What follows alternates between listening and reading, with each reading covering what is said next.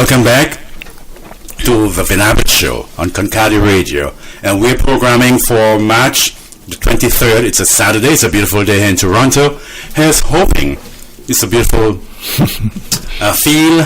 The atmosphere is right. The temperature is right.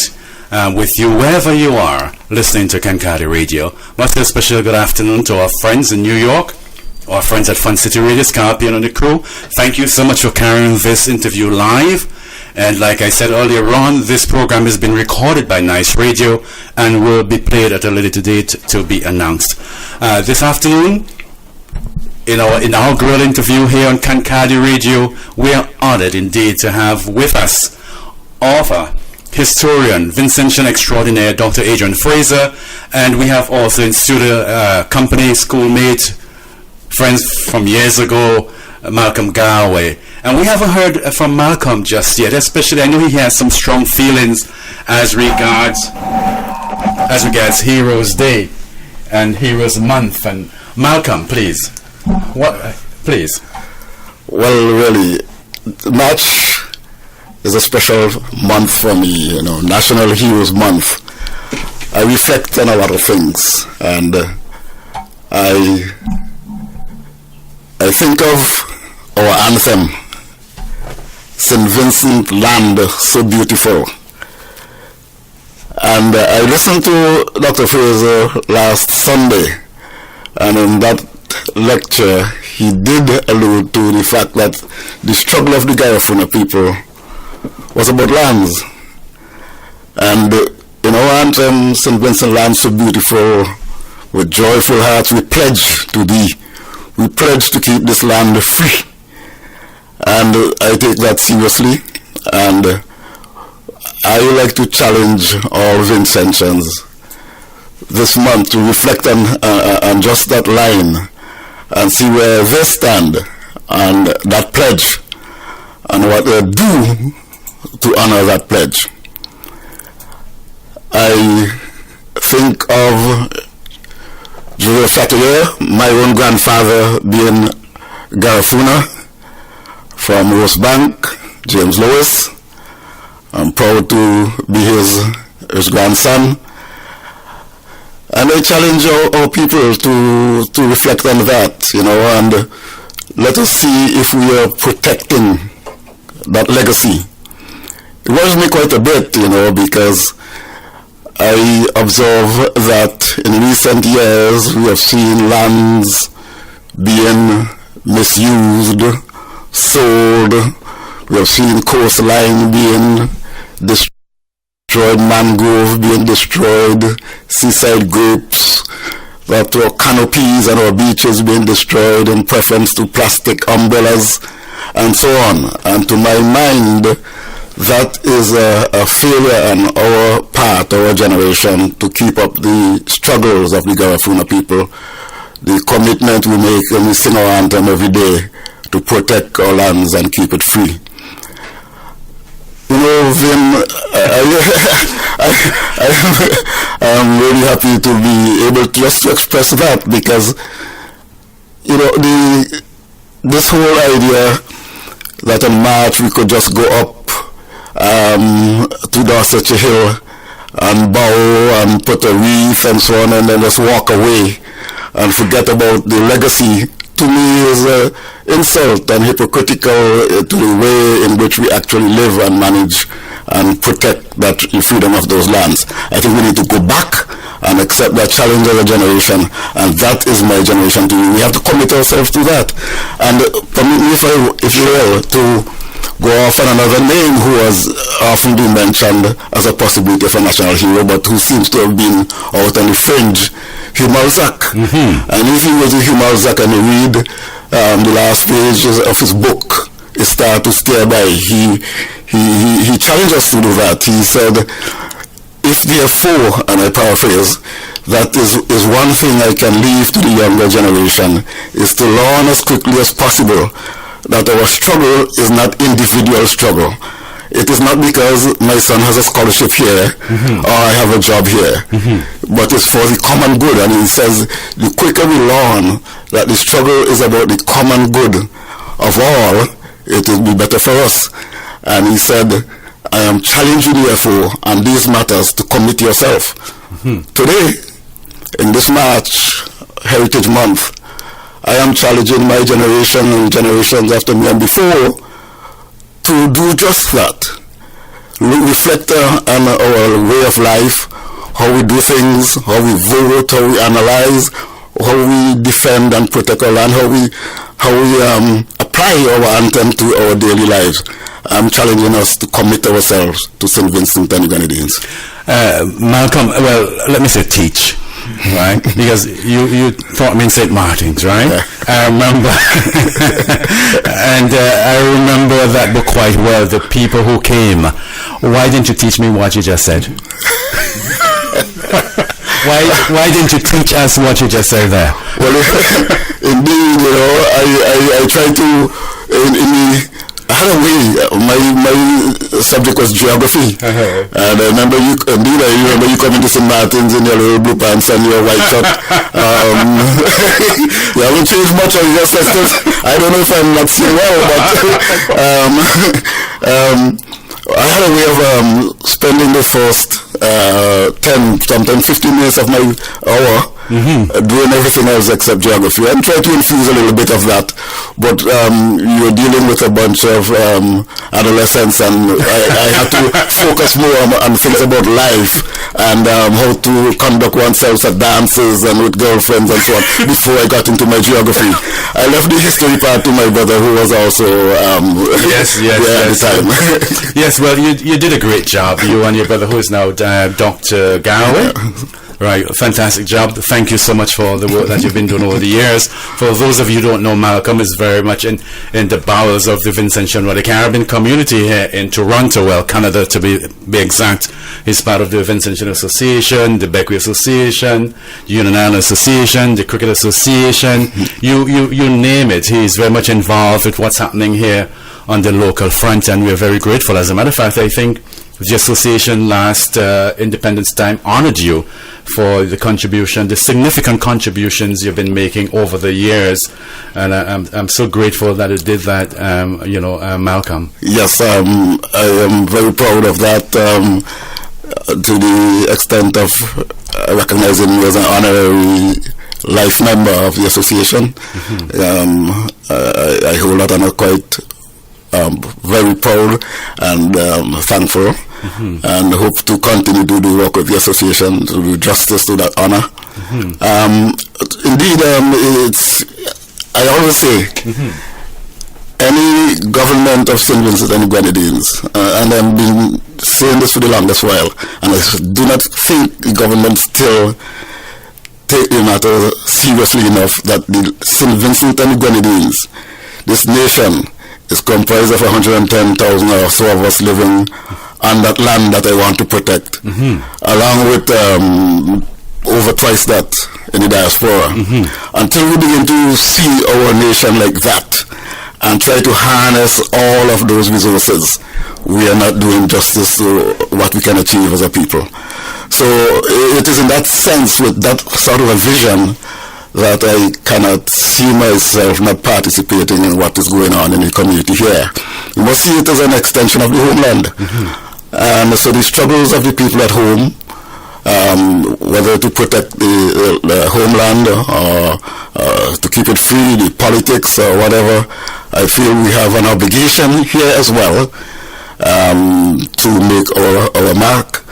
People who sometimes come here and having to return, I believe that those people, when they return, must go back with a certain way of carrying themselves that's different than others, because we as a community must have touched them in some way that they will conduct themselves better when they return home under whatever circumstance.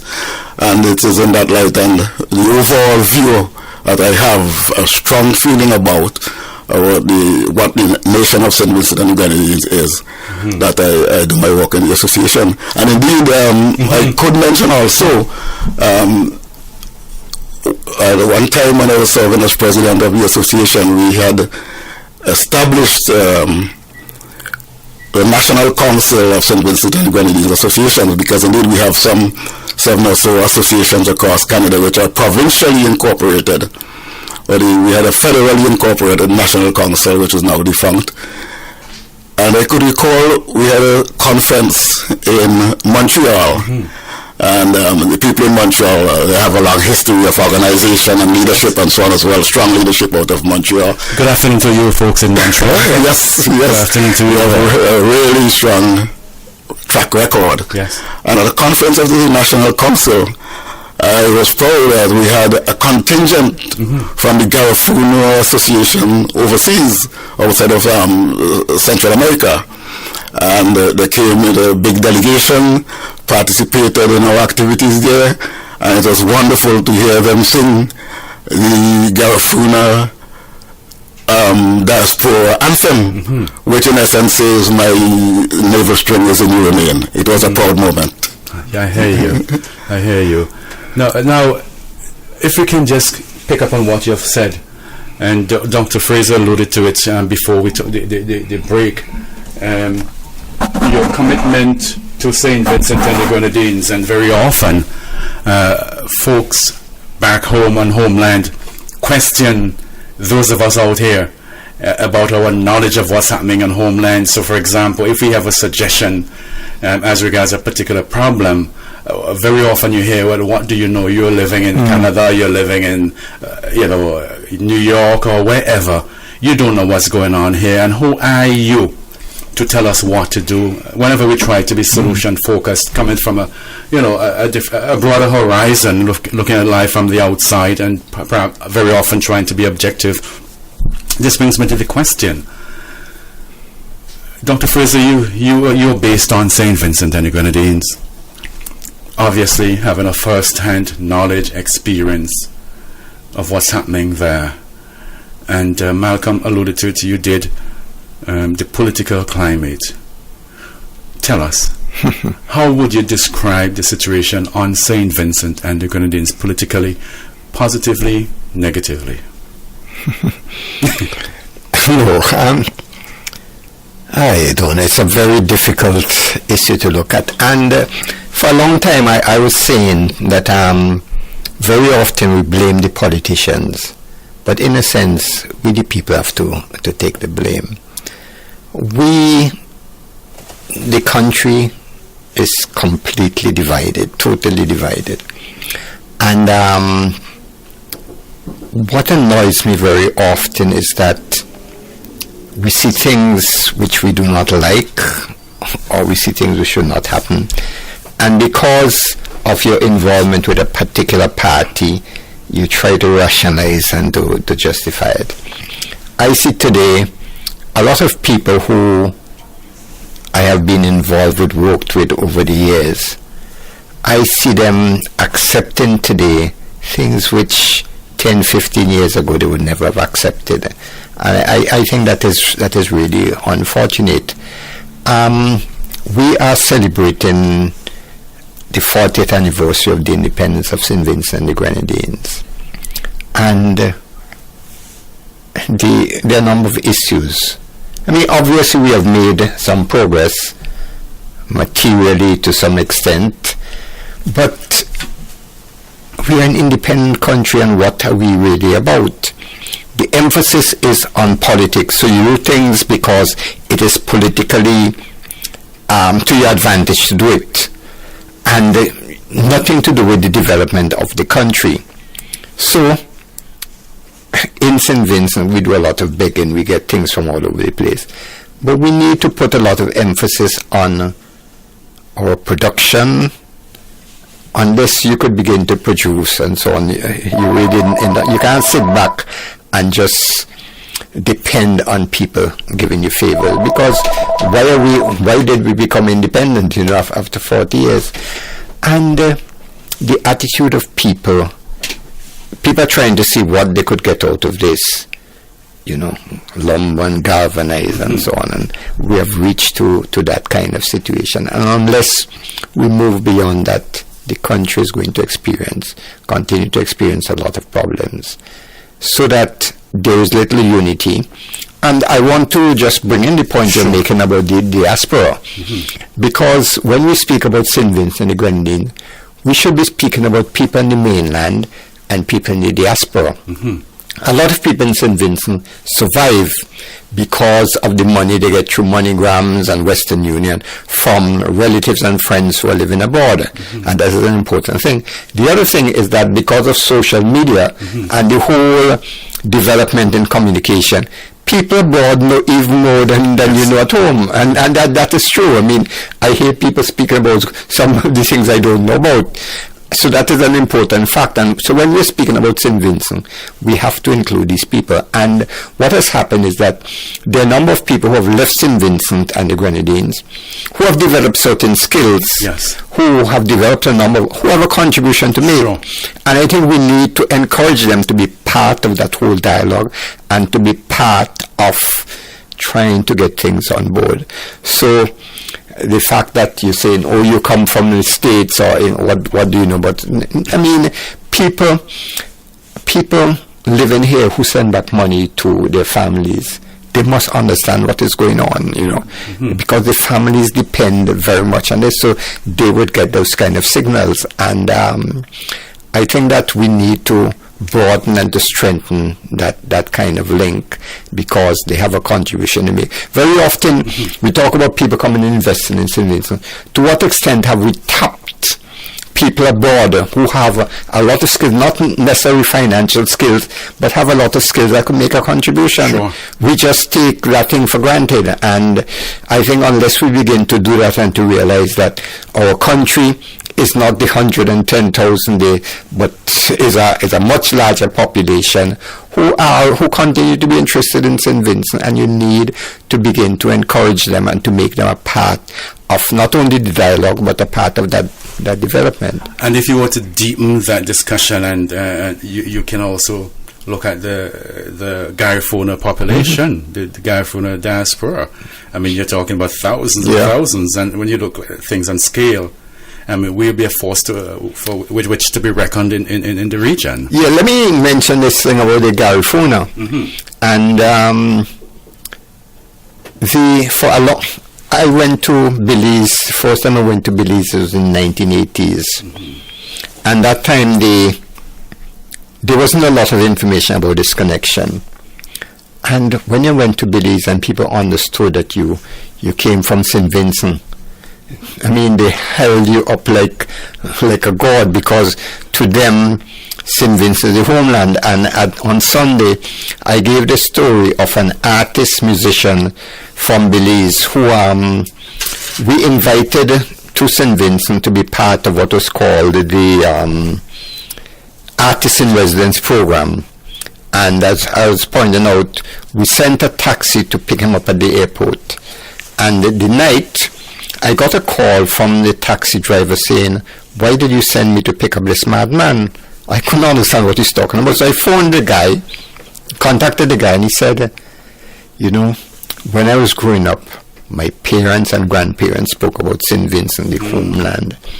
And he said from the time he came off the plane, he put his foot on the tarmac, he said everything, the whole emotions. Wow. So he went into his car and he started beating his drums. The poor taxi driver didn't know what was going on and felt that he brought this madman.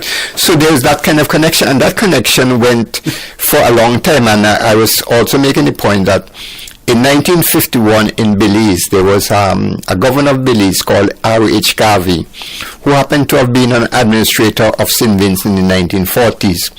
He was asked to address what was called the Settlement Day, which is when the people arrived on the mainland. And he told them, he said, "You know, you people who came from St. Vincent have to realize that there were a number of you who remained in St. Vincent." He began to tell them about the Garifuna in St. Vincent. And some years after, in one of the Garifuna communities, the mayor sent an invitation to Joshua, I think it was about 1966, asking him to send a delegation, and 3 persons from Sandy Bay went down there. After that, what had happened in 1992, the quincentenary of the arrival of Columbus, when the Europeans were celebrating, and the native peoples were saying, but that is not how we looked at. And they were putting a lot of work into their own research and their own. So 1992 was a very important year, and you began to have the development of that connection between St. Vincent and the Central America. Fortunately, because Belize is English speaking, it was easier to make that connection with Belize, and so you began to have that development. So the Garraway made that kind of connection, and since then the thing has grown.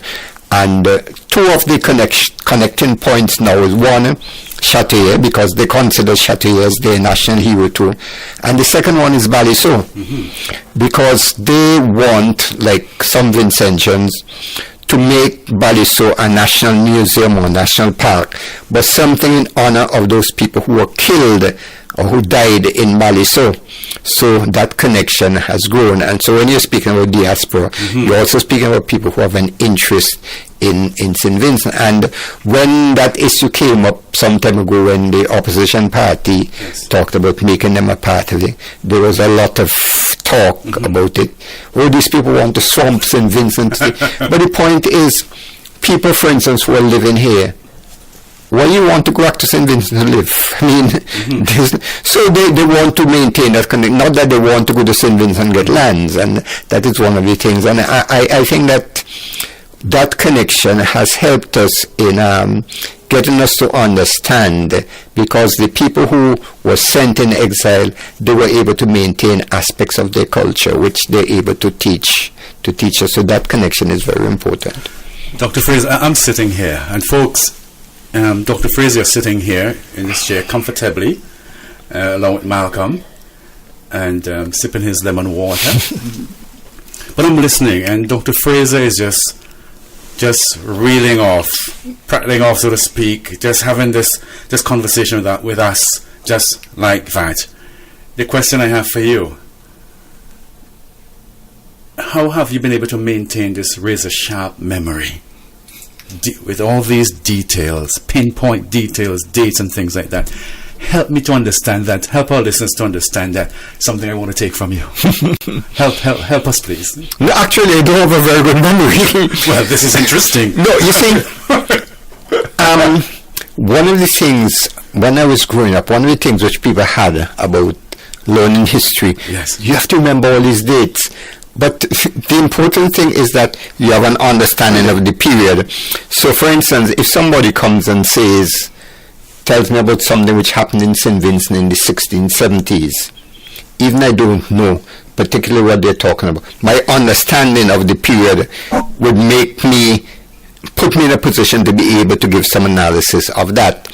So, and over the period, as you work on these things, something sticks in your mind, and certain dates and so on would remain, you know. So I got that. There are some tricks I understand too, like in math and other things like that. Yeah, you have those. Easy. Yeah, right. So, and you raised the other question I have for you.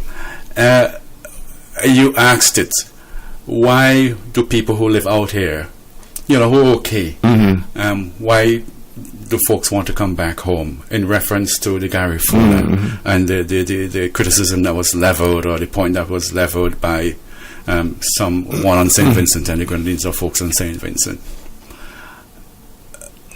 Folks out here, talking to people in Boston, all across North America, in Europe as well, people would love to come back home, especially after spending so many years in the cold and things like that.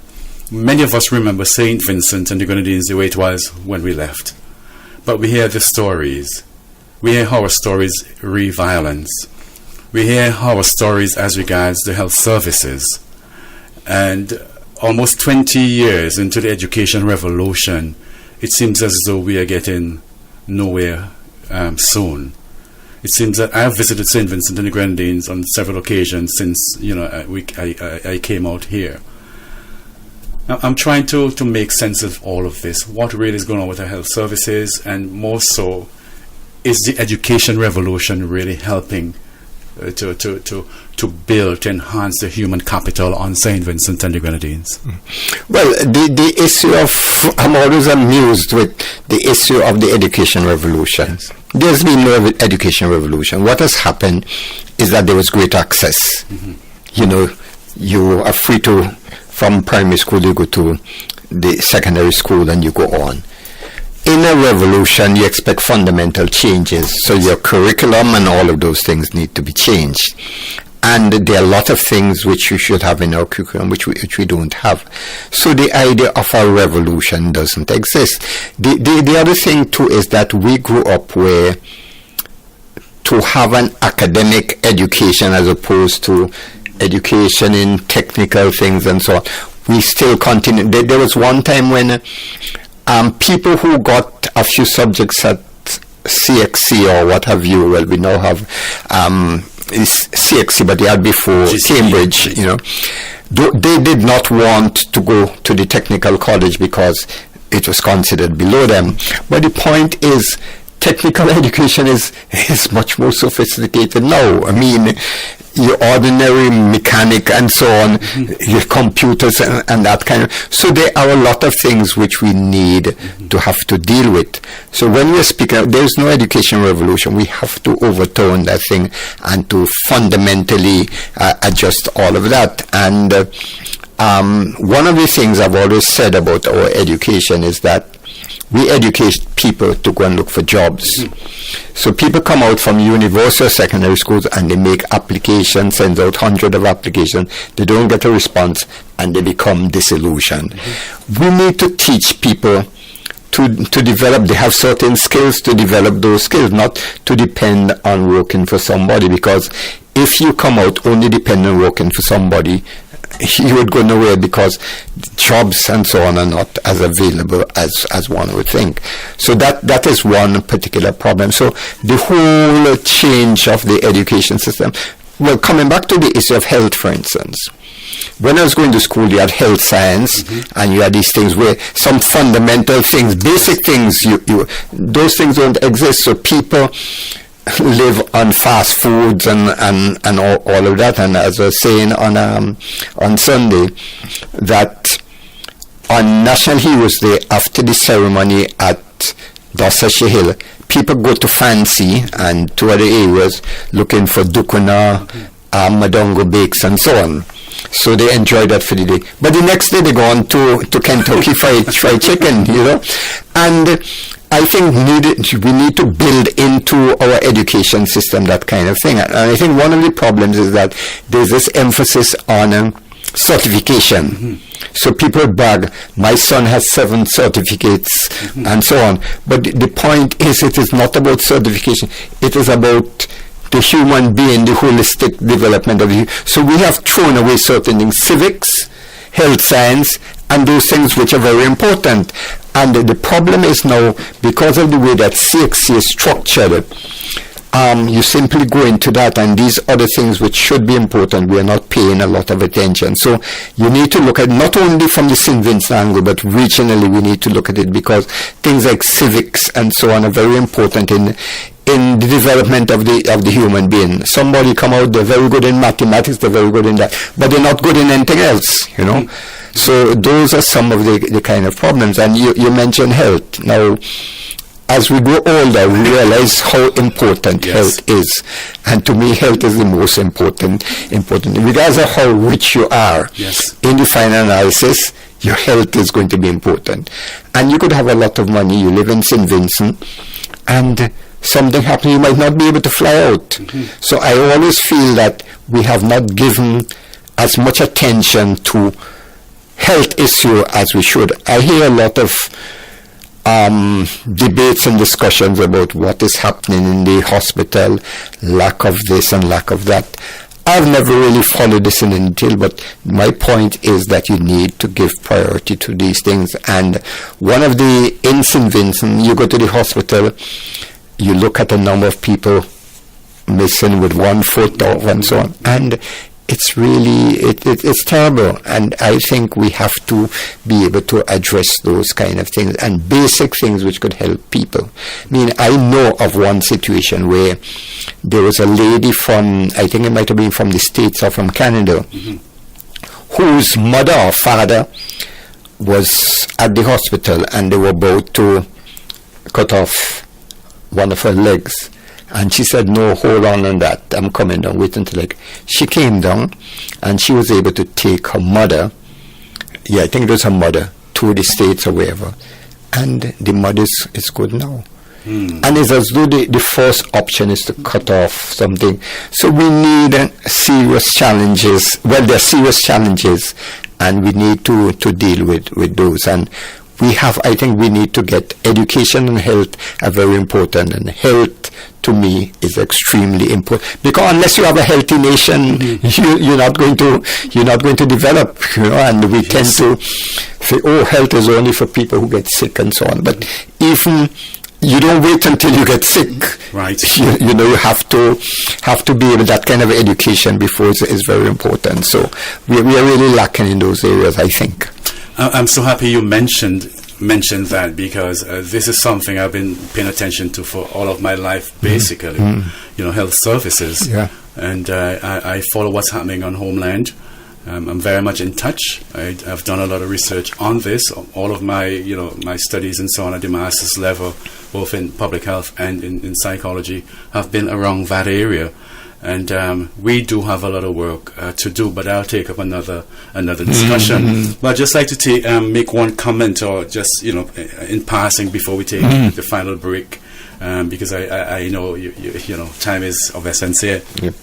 I heard this story some time ago, and it was bandied a lot on the radio, on the talk shows. It made the circles about some students who left community college and have been out of college like 5 years counting, and weren't able to get jobs.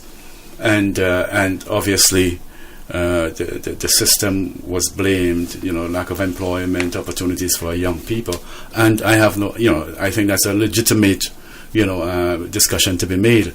The question that I asked myself down here is, how prepared were these young people, while in college, to go out and become independent, be creative, thinking outside the box? And you made mention of that, like people are prepared to be certified, and perhaps no more than that. And in a country like St. Vincent and the Grenadines, where employment opportunities are very scarce, but we have opportunities to do other things if you want to become self-employed or whatever. And it's something I think we need to pay attention to seriously. But you see, on that particular issue, one of the reactions of people is, they're just lazy, they don't want it. I mean, I have seen people trying to do all sorts of things. People, vending is anytime you see an increase in vending, it means there's a problem with the economy. So people, one of the things that struck me is that some years ago, on a Sunday morning, I was moving from Kingarden going to Barley, and I saw these two little children, and each of them had two small bags of pigeon peas. They might have been two pounds or so. And it occurred to me then, they were just going around trying this, it occurred to me then that they came from a family where it was Sunday, and Sunday is supposed to be a big day in terms of family. Yes. And they wanted something to eat, so they sent out these children. And I mean, it just struck me. Having made that point, however, growing up, I say Sunday meal was very important. Everybody's at home. Sure. I was shocked some years ago when at about 12:30 driving through Kingston, only to see quite a lot of cars parked on back street, wondering what has happened. People were going into Kentucky because Kentucky was there, and coming out with big basket of and I'm saying, Jesus, on a Sunday, So this comes in with the whole education thing, and that is the problem. But the point is, it's not that people want things to do. Okay, there are some people obviously who,